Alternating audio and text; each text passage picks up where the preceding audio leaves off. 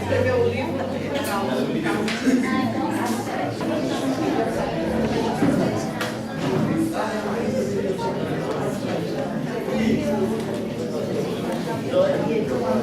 Bom dia a todos.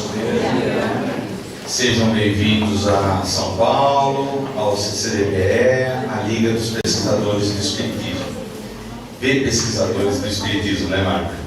Então, para iniciar as nossas atividades de hoje, eu vou pedir para compor a mesa, né, o Jader Sampaio, que já está aqui presente, ele como coordenador e líder, né, da Liga de Pesquisadores, da LIP, o Marco Milani, aqui, que é o coordenador deste 8º Encontro Nacional, a Júlia Rezu, que é a presidente do Centro de Cultura, CCDBE, onde nós aqui estamos, e também presidente da USE Estadual São Paulo, a Neide Schneider, representando a USE, que é a vice-presidente da USE São Paulo. E eu vou pedir ainda para participar da mesa também o Mário Santiago, que ele representa a Federação Espírita Catarinense, por gentileza. Como nós estávamos falando, né? Santo, né? O Eurípides Veloso de Matos, da União Espírita Mineira. Faz favor. Cidade de Goiás, Pedro. Desculpe. Federação Espírita de Goiás, tá? Exatamente, isso. E o Ayrton. Ayrton Veloso de Matos, também da Federação Espírita de Goiás.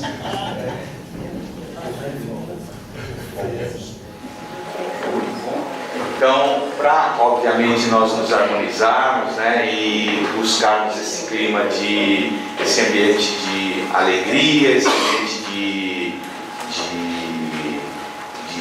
estudo, eu vou pedir ao Jefferson, não adianta você sair, agora é você. Por favor, vem aqui para fazer a nossa prece de abertura. O Jefferson, ele é diretor aqui do CCDPE. Por sinal, eu não me apresentei, né? Para aqueles que não me conhecem, a grande maioria eu acho que me conhece, Pedro Nakano, eu sou também da diretoria aqui do CCDPE. O Jefferson também é da diretoria, além de ser autor de um dos livros Unir para Difundir, da coleção Espiritismo da Universidade. Então, Jefferson, faça favor. Diretor financeiro, né? Poderoso, qualquer problema fala com ele. Então vamos nos harmonizar, vamos só o pensamento, agradecendo a Deus nosso Pai, nosso Mestre Jesus, por podermos estar hoje realizando o 8º encontro na Liga de Pesquisadores do Espiritismo, pedindo amparo para que, após a nossa organização em termos materiais, que espiritualmente estejamos também amparados, para que nosso evento corra num clima de harmonia, de troca de conhecimentos e experiências para o aprendizado de todos nós e para que o Espiritismo tenha pesquisas que possibilitem a sua difusão no meio social em que vivemos, para a melhoria da sociedade em geral, e que assim seja. Nós vamos agora então passar para as palavras iniciais do coordenador do 8º encontro, o Marco Milani. Tem um microfone aí. Aí depois a Júlia e a Neide vão fazer também as suas palavras. Ele já pode passar direto, né?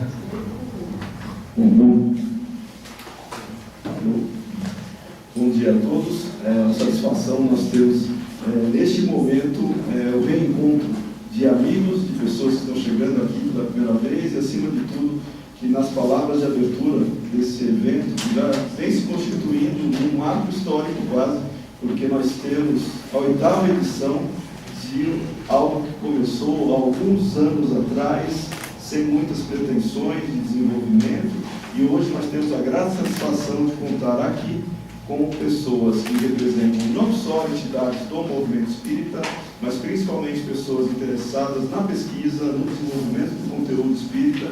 Portanto, nós temos certeza que não somente aqueles que são associados da Liga dos Pesquisadores do Espiritismo, que é um grupo virtual, mas que na verdade ele se materializa, né, em trabalhos, em encontros e, acima de tudo, em contribuições que nós podemos oferecer para a sociedade como um todo.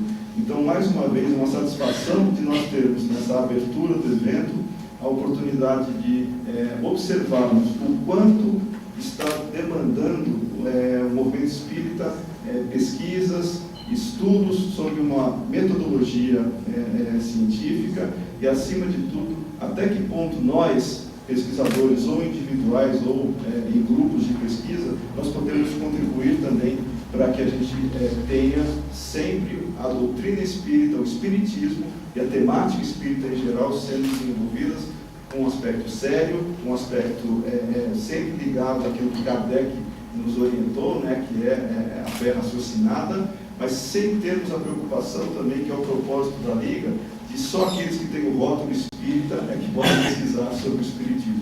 Então esse é o nosso grande diferencial aqui. Eu tenho certeza que tem pessoas que talvez não tenham tanta familiaridade com o espiritismo, mas muitas vezes, ao observar os temas que nós temos aqui, se interessam, sabem que esses temas são universais, eles não são propriedade de alguma doutrina.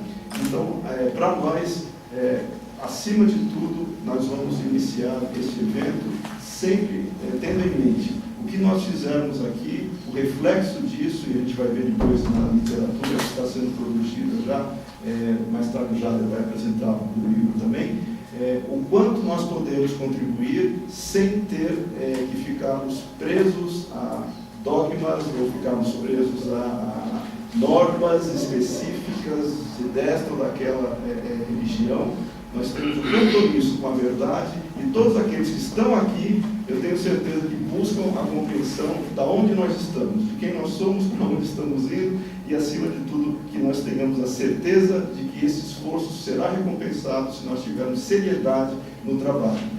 Eu agradeço a presença de todos aqui e, principalmente, espero que todos tenham, nesses momentos, entre hoje e amanhã, a satisfação de contar com um ambiente diferenciado, formado por pessoas que sabem exatamente o que querem divulgar a verdade, querem buscar a verdade e também se sentir mais confortáveis naquilo que acreditam. Muita paz a todos, sejam bem-vindos e vamos torcer e contribuir também cada um para que esse evento seja cada vez melhor, como estão sendo já nos últimos anos. Muito bem-vindos.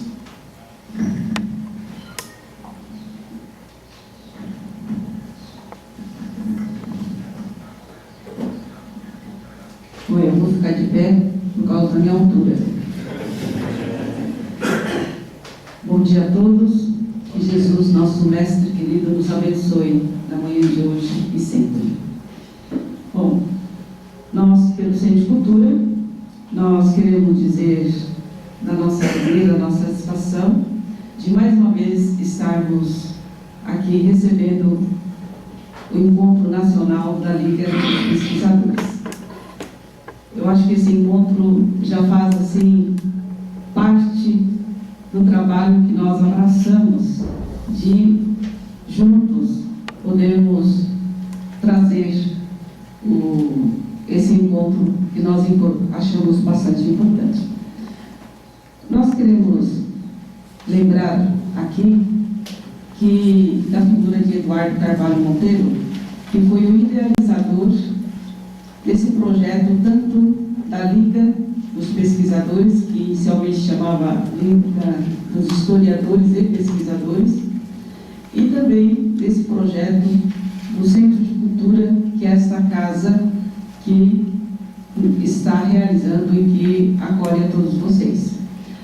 O Eduardo, há uns 35 anos atrás, faz 5 que ele desencarnou, portanto, antes disso, 30 anos atrás, eles procuravam fazer as pesquisas em todo o Brasil e ele estava procurando amealhar toda a documentação histórica, desde Kardec até os dias atuais. E desse seu sonho e dessa sua vontade de pesquisar e de também trazer, realizar uma grande biblioteca, é que a sua casa que ele residia era um sobrado, tinha no andar de cima 3 quartos e na parte de baixo era uma casa relativamente grande. Nós estivemos lá diversas vezes e a casa do Eduardo não tinha espaço para sentar sequer. Nós tínhamos que, até a escada, para subir para o andar de cima, ele colocava as prateleiras, assim, tinha que tomar cuidado para ver se um livro não caía nas nossas cabeças. Mas a casa do Eduardo, quem o conheceu sabe do que eu estou falando. Era uma casa completamente cheia de livros e também de caixas e mais caixas de fotografias, de vídeos, de documentos históricos, e ele não sabia o que fazer com tanta coisa que ele foi trazendo na sua casa. E em 1997, quando assumiu a presidência da USE, o Antônio César Perry de Carvalho, que hoje é o presidente interino da Federação Espírita Brasileira, ele convidou o Eduardo para que ele fosse o assessor pro memória da USE. E dentro da USE, ele montou o projeto da Liga e ele montou o projeto do Centro de Cultura, não com a intenção do Centro de Cultura ser uma entidade independente, mas era para que ele pudesse dar continuidade ao trabalho dele dentro da instituição federativa paulista, que era a USE. Daí a nossa ligação umbilical com o Centro de Cultura e também o trabalho de Eduardo, que ele foi o nosso assessor pro memória até a sua desencarnação. E nós achamos, nós da USE, agora falando como USE, nós achamos que realmente precisaria de ter um espaço exclusivo para receber toda a documentação e todo o acervo do Eduardo. Porque a USE tem outras propostas, ela se interessa muito pela pesquisa, mas quando tem um grupo especialista como este, e com um propósito muito bem alinhado, e com o propósito de uma determinada coisa, funciona muito melhor do que dentro de uma grande organização. E daí nasceu a proposta do Centro de Cultura. Nós participamos desde o início, a Leite Schneider, que aqui está, também participou desde a primeira reunião, o Geraldo, nosso diretor administrativo, também participou desse projeto desde o início, a Isabel Vitusso, que é a nossa jornalista e editora do Correio Fraterno, também é nossa parceira de trabalho, que acho que ela não chegou ainda, mas também é desta leva da primeira hora, o Marcelo Stanzik, que está ali na técnica, lá dentro, vocês não enxergam, mas o Marcelo é o nosso apoio, vamos dizer assim, da toda a parte técnica do nosso evento. Enfim, então, nós estamos aqui todos desta época, o Pedro veio logo depois, mas o Jefferson também para somar, mas nós estamos aqui tentando levar avante esse projeto do Eduardo. No decorrer do nosso encontro, nós somos convidados também para que vocês conheçam o acervo do Eduardo. Ainda não está todo digitalizado e nem está todo catalogado, porque é um acervo muito grande. Nós trabalhamos, eu acho que estamos indo um pouco devagar, embora o acervo, realmente a quantidade seja uma quantidade muito grande, e nós estamos fazendo o possível, mas a intenção é de termos um grande portal onde queremos disponibilizar todo esse material que o Eduardo amealhou durante a sua vida.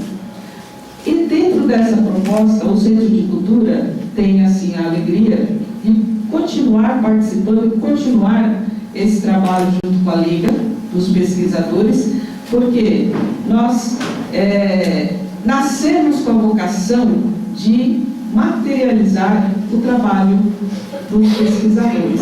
É para isso que nós nos estruturamos, para tentar colocar à LUNE todo o material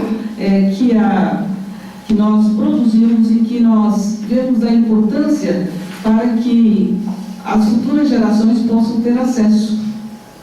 Então, é o que nós estamos tentando fazer. Creio que não como gostaríamos e com a velocidade que haveria de necessidade, mas dentro das nossas possibilidades é o que a gente está tentando fazer. Eu contei um pouquinho da história do Centro de Cultura e como o Centro de Cultura nasceu. Ela nasceu com um apoio integral, com apoio total da União da Sociedade Espírita do Estado de São Paulo, né? Por isso nós temos essa ligação e por isso nós estamos sempre participando e também apoiando não só a UCI, ao Centro de Cultura, como também o Centro de Cultura, a UCI. Eu gostaria então de passar a palavra à dona Neide Schneider, que é a nossa representante da UCI, a nossa vice-presidente da nossa União de Sociedade Espírita do Estado de São Paulo.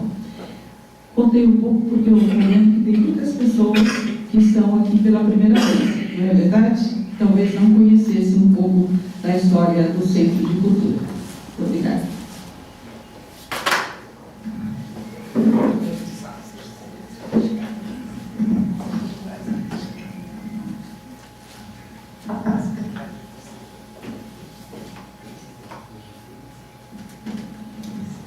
Eu nem vou falar bom dia, viu? Porque já demos mais um bom dia. Eu realmente desejo um dia muito bom para todos vocês. E estou falando de pé, porque assim enxergo todo mundo. Que sentada, eu não vejo a fisionomia de todo mundo. E vocês também, todos que estão sentados, vão ter que fazer assim para ver quem que está falando. E eu estou muito contente de ver, porque a USE, União das Sociedades Espíritas do Estado de São Paulo, representa mais de 1.400 casas espíritas no Estado. E só aqui hoje, de uma das casas da qual eu faço parte, nós somos mais de meia dúzia. Nós somos uns 15. Somos uns 15, na verdade. Presentes aqui, Até o final do dia. a Sociedade de Estudos Espíritas Região Sul. No momento, eu estou vendo que somos 7, que eu estou enxergando. Mas é um pouco de uma casa, Sociedade de Estudos Espíritas Região Sul, que está sediada na Lapa, e da qual surgiram vários elementos participantes do movimento espírita. Então, nós vamos constituir a USE Distrital Lapa e a USE Estadual, da qual nós fazemos parte. Aqui estão os 3 elementos na frente, logo da estadual, que é o órgão que reúne todas as casas espíritas que querem se unir. E ela funciona assim: a Assembleia Geral de todos os centros espíritas, todo mundo tem voz, pode falar, votar, e depois nós constituímos um Conselho Deliberativo Estadual, e que trata das questões práticas, e o Conselho de Administração, que é mais reduzido. E a USE, então, funciona assim. Na cidade de São Paulo, grande São Paulo, temos as distritais, que formam uma regional. São 24 regionais do estado. São 120 órgãos no total. E a USE, então, estou dando uma ideia desse movimento espírita para vocês, que nem todos são espíritas. Mas a USE, então, está representada sempre pelos 24 regionais que se reúnem 2 vezes por ano no Conselho Deliberativo Estadual e trimestralmente, não só as regionais, quer dizer, desculpe, trimestralmente são as regionais do Conselho de Administração e semestralmente o Conselho Deliberativo Estadual, que é constituído pelas distritais, municipais e intermunicipais.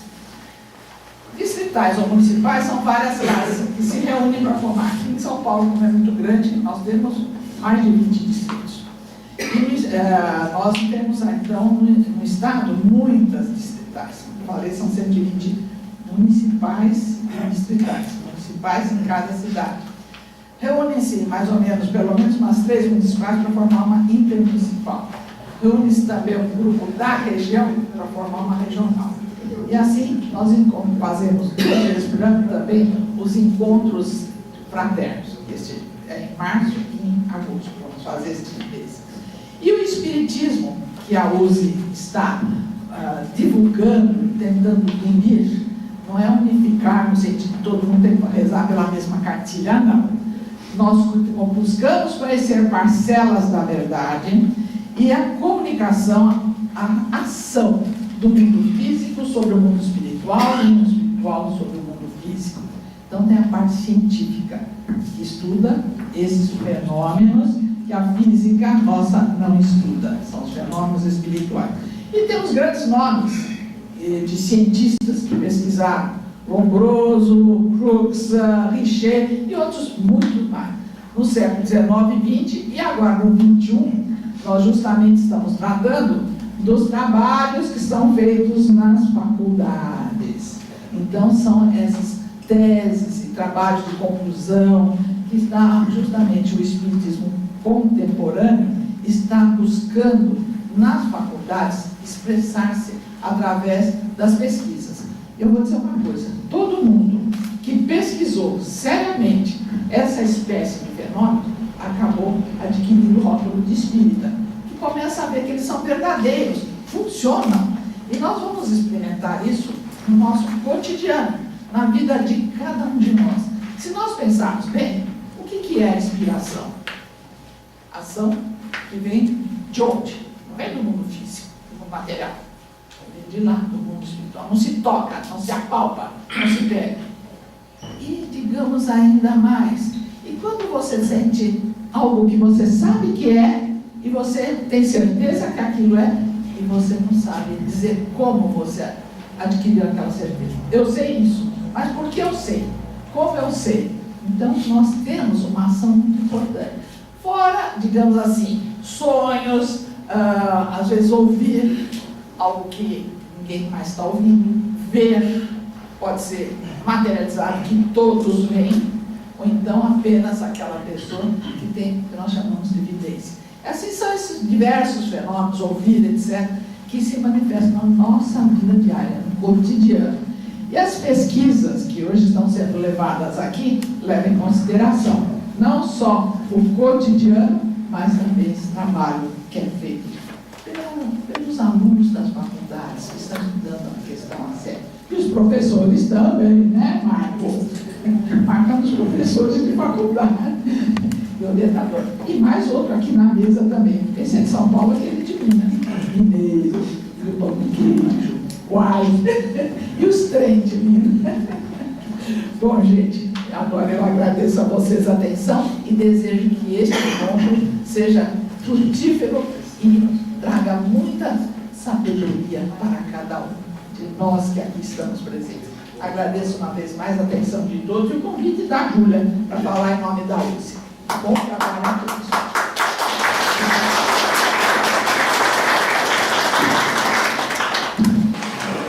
Então, nós agradecemos, né, a esse início, onde nós pudemos conhecer um pouquinho da abertura do evento e tudo mais, né, dos órgãos que participam. E eu gostaria agora, então, de convidar o Jader, né, e a Júlia para fazerem o lançamento de 2 livros. E eles vão falar a respeito desses livros. Tá ok? Por gentileza, então.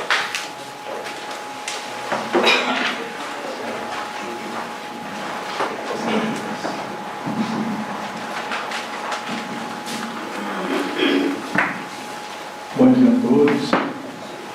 É uma satisfação muito grande estar aqui. Quero agradecer primeiro à editora Ema, porque o livro que vocês estão recebendo aí na pasta de vocês, que é esse aqui, O Espiritismo nas Ciências Contemporâneas, ele passou por uma série de tropeços antes da gente conseguir efetivamente organizá-los. Mesmo com a Bienal do Livro em São Paulo e um excesso de demanda, eles trataram com o maior carinho o nosso trabalho editorial, né, e conseguiram entregar a tempo do evento o livro para todo mundo. Né. Então, eu quero agradecer também ao André. Esse ano eu conversei com o André Stenning, que é do setor de arte da editora Ema, e falei: André, a gente precisa de uma capa mais moderna, André. A gente precisa dar uma ventilada. Nossas capas são muito sóbrias. As pessoas, elas chegam nos livros assim, olham para a capa e desanimam de abrir o livro. Então o André falou assim: mas como que você deseja a capa? Eu falei: eu só quero que você põe o número 4 na lombada, o resto você cria, você que é um artista. E ele conseguiu criar uma capa bem mais leve, sem perder a identidade da coleção, né? A gente resolveu transformar os livros numa série, tá? Que ficou sendo chamada Série Pesquisas Brasileiras sobre o Espiritismo. E aí, então, o primeiro livro da série foi lançado há 4 anos, Pesquisas sobre o Espiritismo no Brasil, textos selecionados. O segundo, a temática espírita na pesquisa contemporânea. O terceiro, o Espiritismo visto pelas áreas de conhecimento atuais, que foi lançado no ano passado. E esse ano a gente lança o Espiritismo nas ciências contemporâneas. Nós agregamos alguns trabalhos que não haviam sido publicados, mas que foram apresentados no terceiro Encontro Nacional que foi em Belo Horizonte, tá? o terceiro ENIC, e trabalhos que foram apresentados ano passado. Algumas pessoas têm, às vezes, se queixado um pouco do rigor da comissão organizadora quanto à forma desses trabalhos, e eu me sinto no dever de explicar isso para todos. A gente adotou a forma acadêmica para que esses livros possam fazer parte das bibliotecas. Eu mesmo já fui membro da Comissão de Bibliotecas da Universidade Federal de Minas Gerais. E as bibliotecas universitárias, elas não aceitam qualquer tipo de livro. Se algum mecenas resolver comprar todos os livros de Chico Xavier, talvez a coleção inteira seja aceita, né? Mas se resolvesse comprar 100 livros espíritas e doar uma biblioteca universitária, é bem possível que o bibliotecário não aceitasse. E ao trabalhar dentro da lógica da produção de conhecimento das universidades, esses livros têm sido catalogados nas bibliotecas onde a gente tem doado, onde a gente tem colocado. E aí, quando uma pessoa dentro da universidade resolve fazer uma pesquisa, ela pode ter acesso à informação que esses livros dispõem. Tá? Por isso é que a gente tem exigido uma certa forma na submissão de trabalhos, que às vezes assusta as pessoas, mas que não deveria fazer. São dois os objetivos da coleção do livro da LIP. Né? Um está muito focado no fomento e na articulação da pesquisa de temas ligados ao espiritismo. Como o Marco já falou, não é necessário que o pesquisador seja espírita ou simpatizante do espiritismo, mas a gente gostaria de agregar as pessoas que estão trabalhando em diferentes áreas de conhecimento. Daí a LIP ser um canal importante para isso, embora esse objetivo ainda esteja pelas metades. Ainda há muito trabalho para se fazer para a gente conseguir essa agregação. Mas, com certeza, da primeira para a 8ª LIP, a gente já tem hoje pelo menos um diálogo entre muitos núcleos universitários do país. Alguns nos convidam para poder participar de bancas, alguns alunos escrevem para nós pedindo material ou pedindo orientação ou discutindo seus problemas de pesquisa. Então, em parte, a gente conseguiu atingir esse objetivo. O segundo é o objetivo que vem do fundador, que é o fomento da memória do movimento espírita. Há uma diferença entre história e memória. A história pressupõe uma teoria histórica, uma construção intelectual por detrás do homem no tempo. A memória pressupõe a gente ter acesso à documentação, a relatos orais, a como é que as coisas foram feitas num determinado tempo ou ao passar do tempo. E nós, no movimento espírita, sob uma afirmação de humildade, às vezes, de modéstia, a gente é negligente no que tange a guardar e a não só guardar ou amontoar, mas a trabalhar com a trajetória do movimento espírita. E aí, então, faltam muitos materiais e muitos temas com relação ao movimento espírita são obscuros. Tá? A esposa do Dr. Alexander, a doutora Angélica, fez dissertação e tese na área de memória. E a dissertação dela foi sobre o Espiritismo em Três Rios. E ela falou para nós, em Belo Horizonte, num evento que a gente os trouxe, que ela só conseguiu fazer o trabalho porque ela teve acesso a um arquivo muito completo, feito pelos fundadores do movimento espírita de Três Rios. Ela teve acesso a atas, ela teve acesso a toda a documentação, aos registros das reuniões, tá? Fora o trabalho que o historiador vai fazer, que é procurar fora do movimento espírita o seu entorno. Então, esses são os dois objetivos, e o livro, mais ou menos, vem trazendo. Nesse ano, a gente agrupou os trabalhos em três núcleos. Tá? O núcleo de Ciências Humanas e Sociais, o Núcleo de Ciências Exatas, né, que há 2 anos a gente teve a grata satisfação de contar principalmente com a contribuição do Alexandre e do Ademir, que vem sempre trazendo trabalhos instigantes, e a gente não espera pouco esse ano deles, tá, para ali, dentro da área de Ciências Exatas, e uma parte de memória. Todos aí estão com o livro. Tá? Eu agradeço a oportunidade de poder falar sobre a coleção e sobre o livro, e a recomendar aqueles que não têm os outros livros que os adquiram. Né? Bom, pode ser lá embaixo, pode ser depois, pode ser na Livraria Cultura, não tem problema. Mas adquiram e leiam. Essa leitura e divulgação, nesse momento, é muito importante. Eu apresentei 2 trabalhos em Minas, um sobre o movimento espírita. E grande parte desse trabalho era mostrar como é que as atividades do movimento espírita foram sendo criadas com o passar do tempo. E eu me surpreendi ao final, porque grande parte das minhas citações estavam nessa coleção. Como que surgiu trabalho com crianças no movimento espírita brasileiro? Como que surgiu o trabalho de creches? Como que surgiu o trabalho de mocidades? Aí já foi uma contribuição do Eduardo. Tá? Essas coisas são importantes e seria bom que as pessoas começassem a conversar sobre o que está sendo produzido, que é novo, é diferente. Tá? Muito obrigado a todos.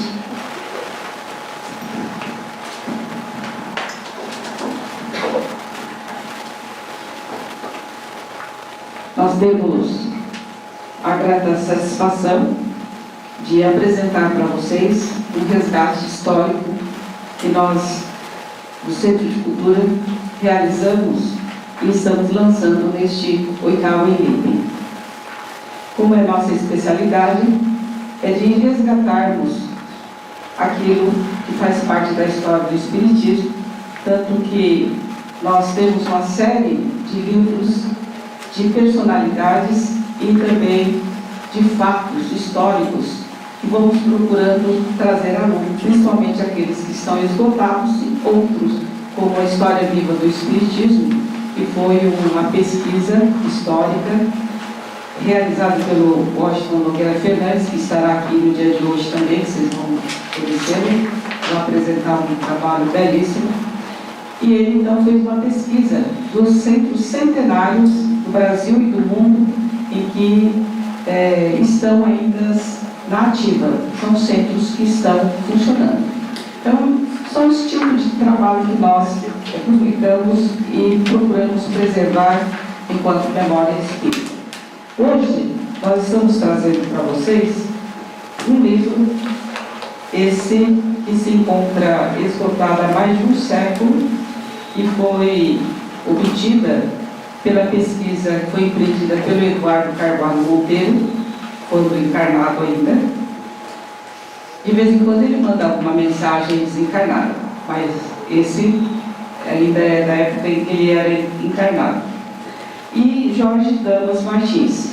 Então, os dois fizeram esta pesquisa e esta obra foi traduzida por Esteio Monteiro Barros, que também é do Rio de Janeiro. Esse livro chama-se Uma Paixão de Salão, ou em francês, como é que é, dona Neide? A dona Neide é professora de francês. Passion de salão. Passion de salão. Isso. Que é em francês e nós traduzimos e publicamos traduzido para o português.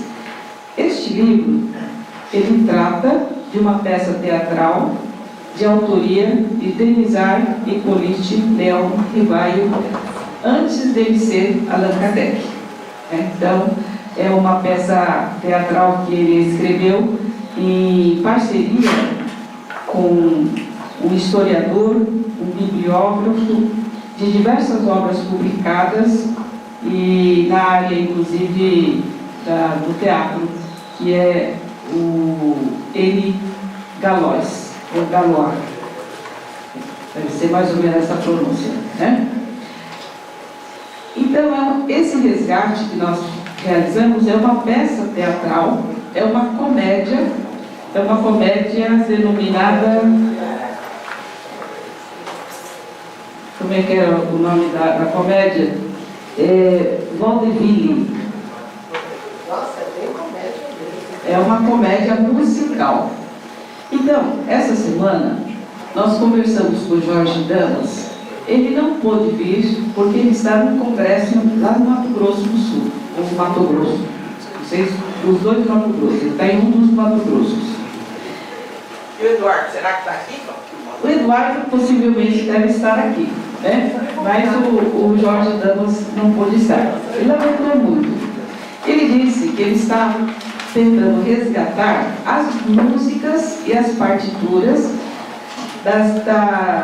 e todas as músicas que estão citadas no livro, que fazem parte, e essas músicas entram em determinados momentos de cada ato.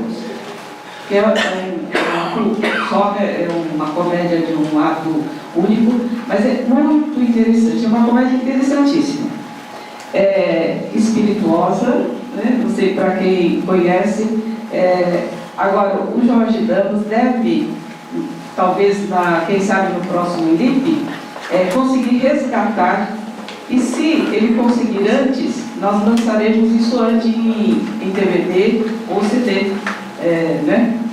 Com todas as músicas, para que quem quiser montar a peça tenha também as músicas originais quando foi apresentada, naturalmente, lá em Paris, na época de Cartel, né? Então, lá embaixo, na livraria, vocês vão encontrar uma bancadinha dos livros que estão sendo lançados neste livro. Nós temos o livro de um dos nossos palestrantes, nós temos também o livro da Federação Espírita do Estado de Goiás, que ali se encontram os nossos representantes, né? Não vou dizer qual livro, vocês vão pesquisar lá embaixo, é isso?